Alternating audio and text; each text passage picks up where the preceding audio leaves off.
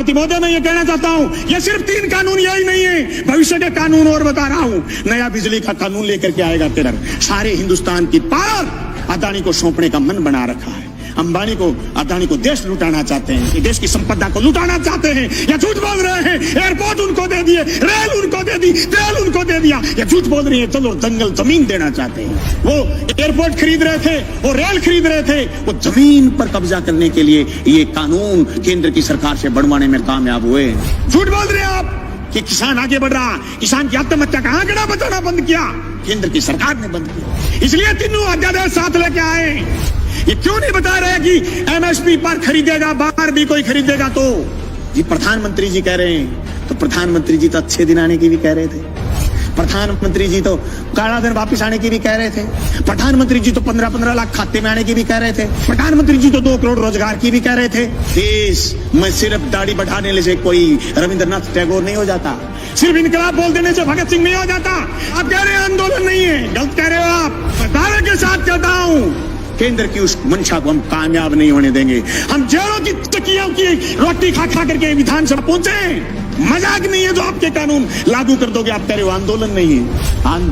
आंदोलन की बात कर रहे हो, रड़क पार देंगे रड़क, पर तुम्हारे काले कानून किसी भी रूप में लागू नहीं होने देंगे। जमीन उसकी होगी तो जमीन जोतेगा, जमीन अदानी और अंबानी की नहीं होगी। सड़क पर करेंगे, लड़ेंगे, सीने में गोली खाएंगे, पर जमीन नहीं जाने देंगे।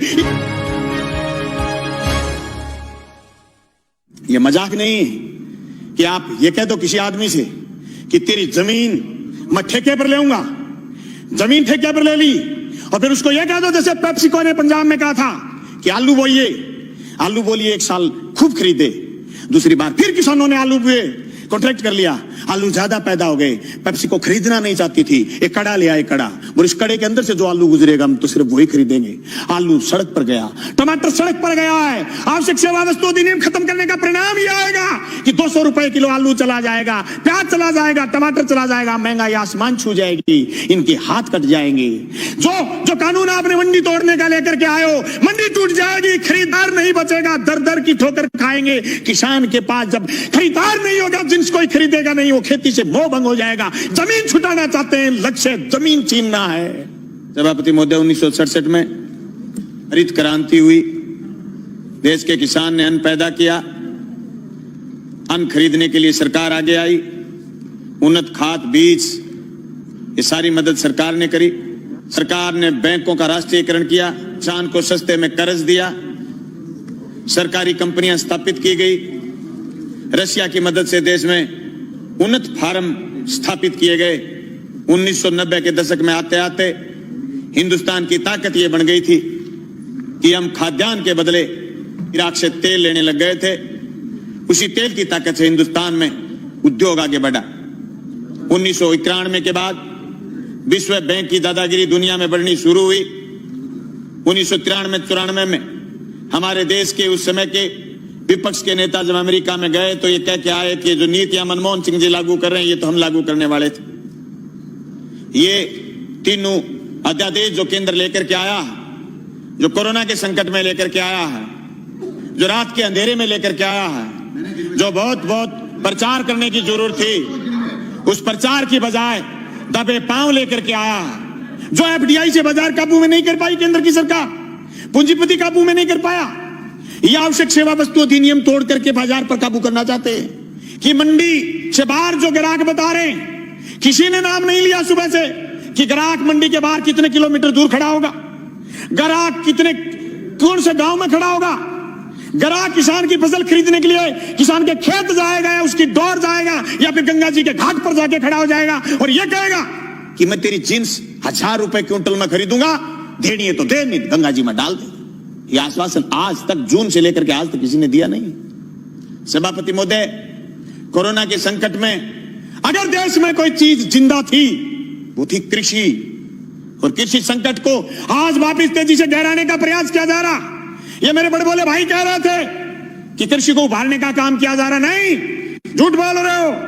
2015 में आपने सीएडी खत्म की, सिंचाई क्षेत्र विकास विभाग खत्म किया केंद्र ने। झूठ बोल रहे हो, आपकी कृषि को उभारने का काम कर रहे हो। आपने बोनस जो राज्य की सरकारें देती थी खत्म आपने किया। झूठ बोल रहे हो आप, कि किसान आगे बढ़ रहा, किसान की आत्महत्या का आंकड़ा बताना बंद किया, केंद्र की सरकार ने बंद किया। सभापति महोदय, खेती खेती नहीं, ये जमीन भी बेचना चाहते हैं बड़े पूंजीपति के हवाले, इसलिए तीनों अध्यादेश साथ लेके आए। एक दूसरे से जुड़े हुए ये चीज, इनको अलग नहीं किया जा सकता। ये क्यों नहीं बता रहे कि एमएसपी पर खरीदेगा, बाहर भी कोई खरीदेगा तो? जी प्रधानमंत्री जी कह रहे हैं, तो प्रधानमंत्री जी तो अच्छे दिन आने की भी कह रहे थे, प्रधानमंत्री जी तो काला दिन वापिस आने की भी कह रहे थे, प्रधानमंत्री जी तो 15-15 लाख खाते में आने की भी कह रहे थे, प्रधानमंत्री जी तो 2 करोड़ रोजगार की भी कह रहे थे, पर हुआ तो नहीं। कैसे मान लें? कागज से मानेंगे, कलम से मानेंगे, लिखित में मानेंगे, और आप कह रहे हैं आंदोलन नहीं है। गलत कह रहे हो आप। पीपली का किसान पूरे देश में छाप छोड़ के गया। अरे हरसिमरत कौर इसलिए इस्तीफा देकर चली गई कि आपकी जमीन, उनकी पंजाब में जमीन, राजनीतिक जमीन खिसकनी शुरू हो गई थी। अरे राजस्थान में 800 850 मंडियां लगी थी पिछली रबी की फसल तुलाई में, और 30,000 टोकन कटे हुए रह गए, केंद्र की सरकार ने बंद कर दिया था।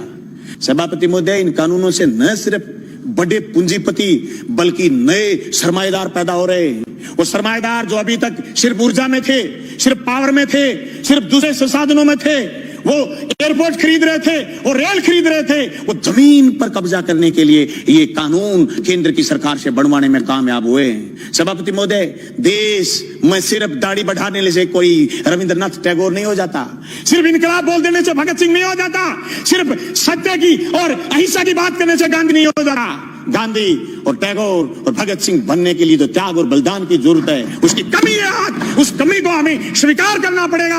देश के किसान को आगे ले जाने के लिए जो सिर्फ कानून, 3 संशोधन कानून लेके आए, न सिर्फ हम ये कहना चाहते हैं कि कानून ठीक लेके आए हो, लेकिन इस कानून में भी एक चीज हम और चाहते हैं। आप भी ये लाइन लिखते कि एमएसपी से नीचा मंडी में भी खरीद नहीं करी जाएगी। मैं समझता हूं मेरा ये प्रस्ताव आप स्वीकार करें। मैं दावे के साथ कहता हूं, केंद्र की उस मंशा को हम कामयाब नहीं होने देंगे। हम जेलों की चक्कियों की रोटी खा खा करके विधानसभा पहुंचे। मजाक नहीं है जो आपके कानून लागू कर दोगे। आप कह रहे हो आंदोलन नहीं है, आंदोलन की बात कर रहे हो, रड़क पार देंगे रड़क, पर तुम्हारे काले कानून किसी भी रूप में लागू नहीं होने देंगे। जमीन उसकी होगी जो जमीन जोतेगा, जमीन उसी की रहेगी जो जमीन जोतेगा। जमीन अदानी और अंबानी की नहीं होगी, मंडी उसी की होगी जो मंडी में काम कर रहा है। मंडी से बाहर दूसरी मंडी का जो सपना आप दिखा रहे हो, ये सबजबाग हम आपका कामयाब नहीं होने देंगे। सभापति महोदय, मैं उस नहरी क्षेत्र का किसान हूं जहां आज से 20 साल पहले सीएडी ने खाड़े बनाए थे। जब मैं मंत्री जी से मिला, सिंचाई मंत्री से कि हमारे खाड़ों की मरम्मत करो, बोले केंद्र ने सीएडी बंद कर दी, हमारे लिए ये मौत का फरमान है। ये तीनों कानून भी मौत के फरमान है। सभापति महोदय, मैं ये कहना चाहता हूं, ये सिर्फ 3 कानून यही नहीं है, भविष्य के कानून और बता रहा हूं। नया बिजली का कानून लेकर के आएगा केंद्र। सारे हिंदुस्तान की पावर अदानी को सौंपने का मन बना रखा है। अंबानी को, अदानी को देश लुटाना चाहते हैं। एनजीटी पर स्पेशल कानून लेकर के आ रहे हैं। पर्यावरण पर कानून लेकर के आ रहे हैं। पर्यावरण के नाम पर जो आसाम से कोयला नहीं खोद पाए थे, उसके खिलाफ ये कानून लेकर के आ रहे हैं। ये देश की संपदा को लुटाना चाहते हैं। ये झूठ बोल रहे हैं। एयरपोर्ट उनको दे दिए, रेल उनको दे दी, तेल उनको दे दिया। ये झूठ बोल रही है। चलो जंगल जमीन देना चाहते हैं। हम इसकी मुखालफत करते हैं। न सिर्फ मुखालफत राजस्थान की विधानसभा में करते हैं, सड़क पर करेंगे, लड़ेंगे, सीने में गोली खाएंगे, पर जमीन नहीं जाने देंगे। इनकलाब जिंदाबाद।